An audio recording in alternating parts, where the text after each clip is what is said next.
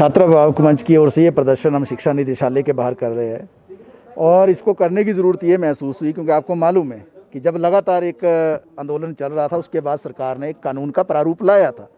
उस पर जो पूरी रायशुमारी भी हुई, 1 महीना जो है पूरा दिया गया सुझाव देने के लिए।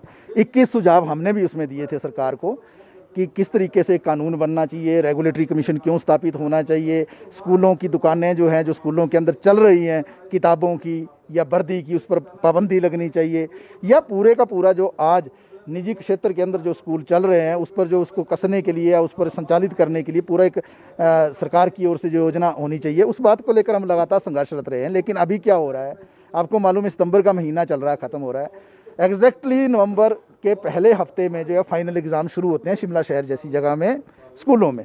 तो अब इस बात का फ़ायदा उठा रहे हैं प्राइवेट स्कूल और जो है पेरेंट्स को धमकाना शुरू कर रहे हैं कि बढ़ी हुई फ़ीस दो। और क्या है कि 2020 में भी इन स्कूलों ने 15 से लेकर 50% फ़ीस बढ़ाई, अभी भी 2021 में इतनी फ़ीस बढ़ाई, जबकि 2019 की जो 5 दिसंबर की अधिसूचना है वो साफ कहती है फ़ीस बढ़ नहीं सकती है बगैर जनरल हाउस के। जनरल हाउस हुआ नहीं, स्कूल चला नहीं।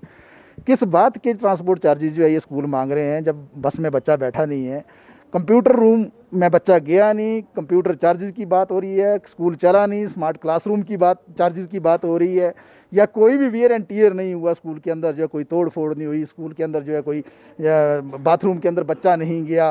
तो किस तरीके की जो ये सारी बातें की जा रही हैं कि ये सारे खर्चे चलाने के लिए, बिजली पानी का खर्चा चलाने के लिए, रेनोवेशन का खर्चा करने के लिए, ये सारी बेबुनियाद बातें हैं। मकसद यही है निजी स्कूलों का कि कैसे जो है लूट करनी है पेरेंट्स की, कैसे ज़्यादा से ज़्यादा मुनाफाखोरी करनी है।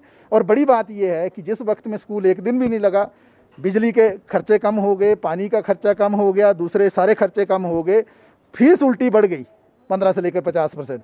इस पर सरकार कहाँ है? सरकार को सब कुछ मालूम है, शिक्षा विभाग को सब कुछ मालूम है। हमने कितने मांग पत्र जो यहाँ मैं कह रहा था 18 मार्च 2019 से लेकर आज तक 18, 19, 20, मुझे तो अब एग्जैक्टली इसका आंकड़ा भी याद नहीं रह गया, लेकिन 18 से ज़्यादा ही ये चिट्ठियाँ हैं या मांग पत्र है या जो यहाँ पर मुलाकातें हैं या प्रदर्शन है, ये सारा हमने किया। लेकिन इसके बावजूद भी सरकार जो है कोई कदम नहीं उठा रही है। प्रारूप बना कानून का, आपने सुझाव भी लिए, लेकिन अब कहाँ चला गया वो कानून रद्दी की टोकरी में? अब उस कानून को लागू क्यों नहीं करते हैं? क्योंकि कैबिनेट के अंदर मुख्यमंत्री साहब काफ़ी परेशानी में खुद भी, 4 कैबिनेट मंत्री जो है मुख्यमंत्री को घेर देते हैं आके कि आप कैसे जो है कानून बनाएंगे।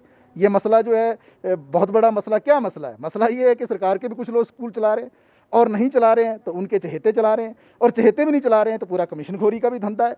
और कमीशन खोरी के धंधे के साथ साथ जो दुकानें हैं वो किसकी हैं?